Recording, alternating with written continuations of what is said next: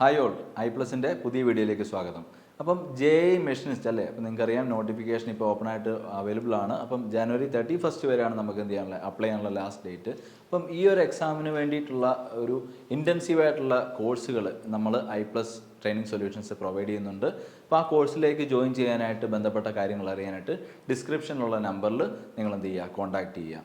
അപ്പം ഈ ഒരു JEE മെഷീനിസ്റ്റുമായിട്ട് ബന്ധപ്പെട്ട് നമുക്ക് എന്താണ് സിലബസ് വരാൻ പോകുന്നത് എന്നുള്ളത് മുൻകാല ചോദ്യങ്ങളെ അടിസ്ഥാനപ്പെടുത്തിക്കൊണ്ട് ഐ+ തയ്യാറാക്കിയിരിക്കുന്ന ഒരു ടെൻറ്റേറ്റീവ് സിലബസാണ് നിങ്ങൾക്ക് ഇവിടെ കാണാൻ കഴിയുന്നത്. അപ്പം ഈ ഒരു സിലബസ് പ്രകാരം JEE മെഷീനിസ്റ്റിൽ നമുക്ക് എന്തെല്ലാം ആണ് സ്ട്രാറ്റജീസ് അഡോപ്റ്റ് ചെയ്യേണ്ടത് എന്നുള്ള കാര്യം ഈ ഒരു സിലബസ് വഴി നമുക്ക് എന്ത് ചെയ്യാം, ഡിസ്കസ് ചെയ്ത് പോകാം. അപ്പം കൃത്യമായിട്ടൊരു പഠനവും അതുപോലെ ഐ+ൻ്റെ ഒരു സപ്പോർട്ടും കൂടെ നിങ്ങൾക്ക് എന്ത് ചെയ്യാം, നല്ലൊരു റിസൾട്ടിലേക്ക് നിങ്ങൾക്ക് എത്താനായിട്ട് പറ്റും. അപ്പം വളരെ എഫിഷ്യൻ്റ് ആയിട്ടുള്ളൊരു സിലബസ് നമുക്ക് എന്ത് ചെയ്യാം, അനാലിസിസ് നടത്താം. ദെൻ ഫസ്റ്റ് നമുക്ക് മൊഡ്യൂൾ 1ലേക്ക് പോവുകയാണെങ്കിൽ അല്ലേ, 10 മൊഡ്യൂൾസ് ആണ് നമുക്ക് ഈ ഒരു മെഷീനിസ്റ്റ് അല്ലെങ്കിൽ ജൂനിയർ ഇൻസ്ട്രക്ടർ മെഷീനിസ്റ്റ് എന്ന് പറഞ്ഞ എക്സാമിന് വേണ്ടിയിട്ട് നമ്മൾ പഠിക്കേണ്ടത്. ആ 10 മൊഡ്യൂളിലെ ഫസ്റ്റ് മൊഡ്യൂൾ എന്താണ് പറയുന്നത്, general safety precautions and importance of house keeping ആണ് അല്ലേ. മൊഡ്യൂൾ 1 എന്ന് പറയുന്നത് എന്താണ്, സേഫ്റ്റിയും അതുപോലെ തന്നെ ഹൗസ് കീപ്പിങ്ങും ഒക്കെയുള്ള കാര്യങ്ങളാണ്. അപ്പം ആ ഒരു ചെറിയ മൊഡ്യൂളാണ് അല്ലേ. ടൈപ്പ് ഓഫ് സേഫ്റ്റി പ്രിക്കോഷൻ ആണ് അവിടെ നമ്മൾ നോക്കുന്നത്. അതുപോലെ സേഫ്റ്റി സൈന്, ഫസ്റ്റ് എയ്ഡുകൾ, ദെൻ PPE പേഴ്സണൽ പ്രൊട്ടക്റ്റീവ് എക്യുപ്മെൻറ്റുകൾ, ഇനി എമർജൻസി റെസ്പോൺസ്, ഫയറും ഫയർ എക്സ്റ്റിങ്ക്വിഷർ ടൈപ്പുകളും, അതുപോലെ തന്നെ ഹൗസ് കീപ്പിങ്ങിനകത്ത് വരുന്ന ഈ ഒരു ഷോപ്പ് ഫ്ലോറിലെ പ്രാക്ടീസസ്, അല്ല 5S കോൺസെപ്റ്റ് അല്ലേ, സേഫ്റ്റിയുമായിട്ട് ബന്ധപ്പെട്ട 5S കോൺസെപ്റ്റ്. പിന്നെ ഈ വേസ്റ്റ് മെറ്റീരിയലിനെ എങ്ങനെ ഡിസ്പോസ് ചെയ്യാം, അതിലെ മെറ്റീരിയലിൻ്റെ ആ ഒരു കളർ കോഡിങ് എന്താണ്, അതുപോലെ തന്നെ ഹെവി ആയിട്ടുള്ള എക്യുപ്മെൻറ്റുകളൊക്കെ മൂവ് ചെയ്യേണ്ടത് എത്തരത്തിലാണ്, പിന്നെ ഹോട്ട് വർക്ക് അല്ലേ, വെൽഡിങ് പോലുള്ള ഹോട്ട് വർക്കുകളൊക്കെ എങ്ങനെയാണ്, അതുമായിട്ട് ബന്ധപ്പെട്ട കാര്യങ്ങളെന്നൊക്കെ ഉള്ളത് പഠിച്ചു കഴിഞ്ഞാൽ നമ്മുടെ മൊഡ്യൂൾ 1 നമുക്ക് വളരെ ഈസി ആയിട്ട് കംപ്ലീറ്റ് ചെയ്യാനായിട്ട് പറ്റും. മൊഡ്യൂൾ 2ലേക്ക് വരുമ്പോഴേക്ക് എന്താണ്, അപ്പം ഈ മൊഡ്യൂൾ 1 ഒക്കെ എന്താണ്, പല ട്രേഡുമായിട്ട് ബന്ധപ്പെട്ട് നിങ്ങൾ പഠിക്കുന്ന ആ ഒരു കാര്യങ്ങൾ തന്നെയാണ് അല്ലേ. അപ്പോൾ വളരെ ഈസി ആയിട്ട് നിങ്ങൾക്ക് എന്ത് ചെയ്യാം, മൊഡ്യൂൾ 1 കവർ ചെയ്യാൻ പറ്റും. മൊഡ്യൂൾ 2ലേക്ക് വരുമ്പോഴേക്ക് മാർക്കിംഗ് ആൻഡ് മാർക്കിംഗ് ടൂൾസ് അല്ലേ, മാർക്കിങ്ങിന് ആവശ്യമായിട്ടുള്ള ടൂളുകളും അല്ലെ, മാർക്കിംഗ് എങ്ങനെയാണ്, അതുപോലെ മെഷറിങ്ങിന് ആവശ്യമായിട്ടുള്ള ഇൻസ്ട്രുമെൻറ്റ്സ്, അപ്പം ലീനിയർ മെഷറിംഗ് ഇൻസ്ട്രുമെൻറ്റ്സ്, അതുപോലെ തന്നെ എന്താണ് steel rule, then marking mediums ഉണ്ട് അല്ലേ, മാർക്കിംഗ് മീഡിയാസ് പഠിക്കാനുണ്ട്, പിന്നെ കാലിപ്പേഴ്സ് ആൻഡ് ഡിവൈഡേഴ്സ് ഉണ്ട്, അതുപോലെ തന്നെ മാർക്കിങ്ങിന് ആവശ്യമായിട്ടുള്ള പഞ്ചുകളുണ്ട്, അതുപോലെ സ്ക്രൈബറും ഹാമറും ഒക്കെ ഇതുമായിട്ട് അസോസിയേറ്റ് ചെയ്ത് വരുന്ന ടൂൾസാണ്. ഇനി മാർക്കിംഗ് ഓഫ് ടേബിളും സർഫസ് പ്ലേറ്റും പോലെയുള്ള സപ്പോർട്ട്സ് ഉണ്ട് ഇതിനകത്തിൽ. ഇനി ആംഗിൾ പ്ലേറ്റ്, അതുപോലെ ട്രൈ സ്ക്വയർ, പിന്നെ മാർക്കിംഗ് ബ്ലോക്സ്, പാരലൽ ബ്ലോക്സ് തുടങ്ങിയ ചില ബ്ലോക്കുകൾ ഇവിടെ കവർ ചെയ്യുമ്പോൾ മൊഡ്യൂൾ 2 എന്തായി വളരെ ഈസി ആയിട്ട് നമുക്ക് കംപ്ലീറ്റ് ചെയ്യാനായിട്ട് പറ്റും. അപ്പോൾ ഇത്രയും കാര്യങ്ങളൊക്കെ നിങ്ങൾക്ക് എന്ത് ചെയ്യാം, മൊഡ്യൂൾ 2ൽ നോക്കാനായിട്ട് ഉണ്ട്. മൊഡ്യൂൾ 3ലേക്ക് വരുമ്പോഴേക്ക് പ്രിസിഷൻ ആയിട്ടുള്ള മെഷറിംഗ് ഇൻസ്ട്രുമെൻറ്റ്സ് ആണല്ലേ. എന്തൊക്കെയാണത്, മൈക്രോമീറ്റർ പഠിക്കാനുണ്ട് അല്ലേ, മൈക്രോമീറ്ററിൻ്റെ ടൈപ്പും പാർട്സും ഗ്രാജുവേഷൻ റീഡിങ്ങും മാത്രമേ പഠിക്കാനുള്ളൂ. ഇനി vernier caliper, dial test indicator, bore dial gauge, അതുപോലെ vernier height gauge, vernier bevel protractor, അതുപോലെ തന്നെ ഗിയർ ടൂത്ത് കാലിപ്പർ. അപ്പം ഈ ഒരു ചെറിയ പോർഷൻ കവർ ചെയ്യുമ്പോൾ മൊഡ്യൂൾ 3 നമുക്ക് എന്ത് ചെയ്യാം, ഈസി ആയിട്ട് കവർ ചെയ്യാനായിട്ട് പറ്റും. ഇനി മൊഡ്യൂൾ 4ലേക്ക് വരുമ്പോഴെന്താണ്, മൊഡ്യൂൾ 4ലേക്ക് വരുമ്പോഴേക്ക് മൊഡ്യൂൾ 4ൽ ഹാക്സോ ഫ്രെയിം ആൻഡ് ബ്ലേഡ് അല്ലേ, ഹാക്സോ ഫ്രെയിമും ഹാക്സോയുടെ ബ്ലേഡും, അതുപോലെ സോയുടെ സെറ്റിങ്, അപ്പോൾ സോയുടെ സെറ്റിങ് എത്തരത്തിലുള്ളതാണെന്നുള്ള അറിയണം. അതുപോലെ ഫയലുകൾ അല്ലേ, ഫയലുകൾ പല ടൈപ്പ് ഉണ്ട്, അതിൻ്റെ യൂസസ് അറിയണം. ദെൻ ഫയലിൻ്റെ ഗ്രേഡും ഫയലിനെ സ്പെസിഫൈ ചെയ്തിരിക്കുന്നത് എങ്ങനെയാണെന്നുള്ളത്, പിന്നെ ഫയലുകളായിട്ട് ബന്ധപ്പെട്ട കോൺവെക്സിറ്റി, അതുപോലെ ഫയലിൻ്റെ പിന്നിങ്, പിന്നെ ടാപ്പും ഡൈസും അതുപോലെ തന്നെ ഡൈ നട്ട് അല്ലേ, ഈ ഡൈസും ഒക്കെ ഉള്ള വർക്കുമായിട്ട് അസോസിയേറ്റ് ചെയ്തിട്ടുള്ള കാര്യങ്ങളൊക്കെ നമ്മൾ എന്താണ് ഈ ഒരു ഹാൻഡ് ടൂൾസിൽ പഠിക്കുന്നുണ്ട്. ചിസൽ ആൻഡ് റീമർ തുടങ്ങിയവയൊക്കെ പഠിച്ചാൽ നമ്മുടെ മൊഡ്യൂൾ 4 എന്തായി വളരെ ഈസി ആയിട്ട് കംപ്ലീറ്റ് ചെയ്യാനായിട്ട് കഴിയും. ഇനി മൊഡ്യൂൾ 5ലേക്ക് വരുമ്പോഴേക്ക് drilling, lubricants and cutting fluids അല്ലേ. അപ്പോൾ ഡ്രില്ലിംഗ്, ലൂബ്രിക്കൻസ് ആൻഡ് കട്ടിംഗ് ഫ്ലൂയിഡ്സും അതുപോലെ അതുമായിട്ട് അസോസിയേറ്റ് ചെയ്തിട്ടുള്ള മെയിൻ്റനൻസുമാണ് നമ്മൾ മൊഡ്യൂൾ 5ൽ നോക്കേണ്ടത്. മൊഡ്യൂൾ 5ലെ ഡ്രില്ലിംഗ് മെഷീൻസ്, അതുപോലെ തന്നെ അതിൻ്റെ വേരിയസ് ടൈപ്സ്, ഓപ്പറേഷൻസ്, പിന്നെ ഡിവൈസ് ഓഫ് ഹോൾഡിംഗ് അല്ലെ, ഡ്രിൽ ഹോൾഡിംഗ് ഡിവൈസുകൾ, അതുപോലെ തന്നെ cutting speed, depth off cut in drilling തുടങ്ങിയവ, ഡ്രില്ലിങ്ങിലുണ്ടാകുന്ന ഡിഫക്റ്റുകളും അവയുടെ കാരണങ്ങളും നമുക്ക് നോക്കണം. പിന്നെ കട്ടിംഗ് ഫ്ലൂയിഡും അവയുടെ പർപ്പസും, ഈ ലൂബ്രിക്കൻറ്റുകളെ ക്ലാസിഫൈ ചെയ്തിരിക്കുക എങ്ങനെയാണ്, അവയുടെ പ്രോപ്പർട്ടീസ്, ലൂബ്രിക്കേഷൻ സിസ്റ്റം എങ്ങനെയാണ് പോകുന്നത്, അതിൻ്റെ മെയിൻ്റനൻസും, അതുപോലെ മെഷീൻ ടൂളുകളിൽ നടത്തേണ്ട ഇൻസ്പെക്ഷൻ എന്താണെന്നുള്ളതൊക്കെ നമുക്ക് മൊഡ്യൂൾ 5ൽ വളരെ ഈസി ആയിട്ട് കവർ ചെയ്യാനായിട്ട് പറ്റും അല്ലേ. ചെറിയ ടോപ്പിക്സ് ആയിട്ടാണ് എല്ലാം വരുന്നത്. ഇനി മൊഡ്യൂൾ 6ലേക്ക് വരുമ്പോഴേക്ക് എന്താണ്, മൊഡ്യൂൾ 6ലേക്ക് വരുമ്പോഴേക്ക് പാർട്സ് ആൻഡ് ഫങ്ഷൻസ് അല്ലേ, parts and functions of lathe and specification and operations of lathe accessories and attachments. അതുപോലെ കട്ടിങ് സ്പീഡ്, ഫീഡ്, അതുപോലെ തന്നെ RPM തുടങ്ങിയവ പഠിക്കണം. ലേത്ത് ടൂൾസും അവയുടെ ആംഗിൾസും, അതുപോലെ ചിപ്പ് ബ്രേക്കർ, അതുപോലെ ഡ്രൈവിംഗ് മെക്കാനിസം എങ്ങനെയാണ് ലേത്തിൻ്റെ, പിന്നെ ഈ ടാപ്പർ ടേണിംഗ് മെത്തേഡും ടാപ്പറും അതിൻ്റെ ടൈപ്സും പഠിക്കാനുണ്ട്. അതുപോലെ ടാപ്പർ കാൽക്കുലേഷൻ എങ്ങനെയാണ്, സൈൻ ബാറും അതുപോലെ തന്നെ സ്ലിപ്പ് ഗേജുകളുടെയും വർക്കിങ്, അതുപോലെ സ്ക്രൂ ത്രെഡും അവയുടെ എലമെൻസും എന്താണെന്നൊന്ന് അറിഞ്ഞിരിക്കണം.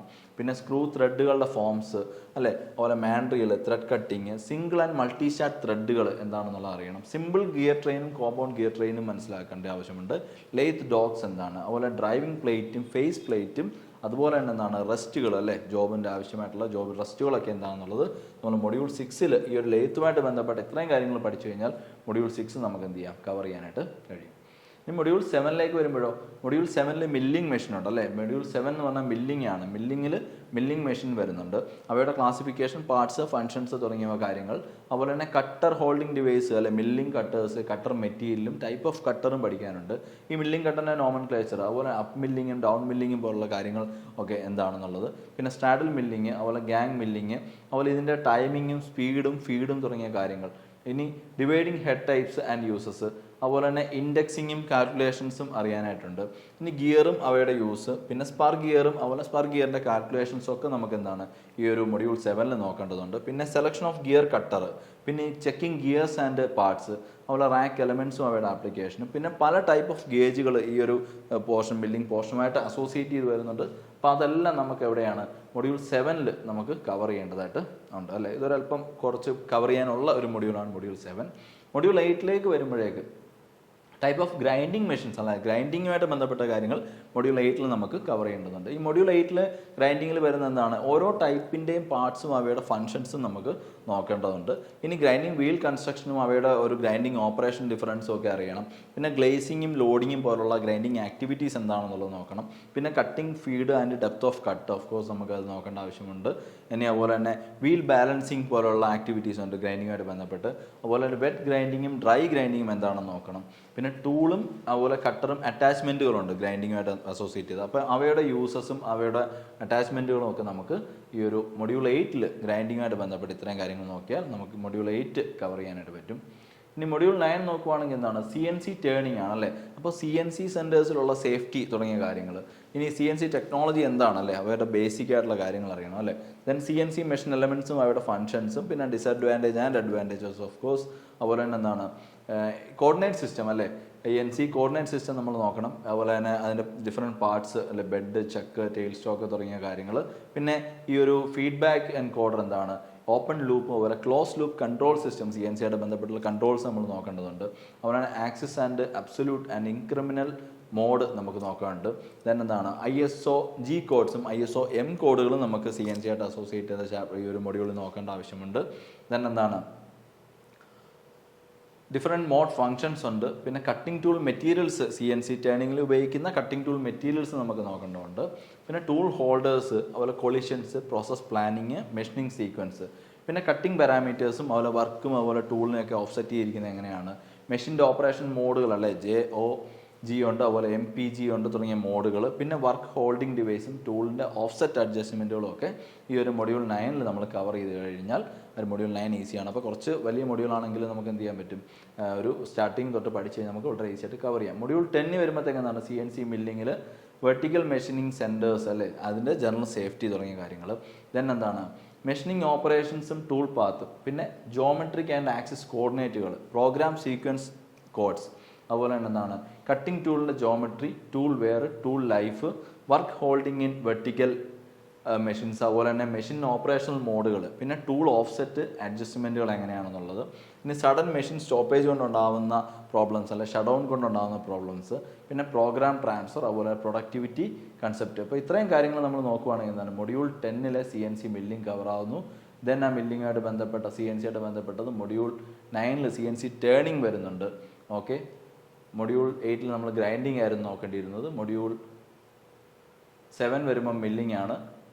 മൊഡ്യൂൾ 6 ലേത്ത് നോക്കാനുണ്ട്. മൊഡ്യൂൾ 5 ഡ്രില്ലിങ്ങും അവയുടെ ലൂബ്രിക്കൻസും കട്ടിംഗ് ഫ്ലൂയിഡും മെയിൻ്റനൻസും നമുക്ക് നോക്കേണ്ടതായിട്ടുണ്ട്.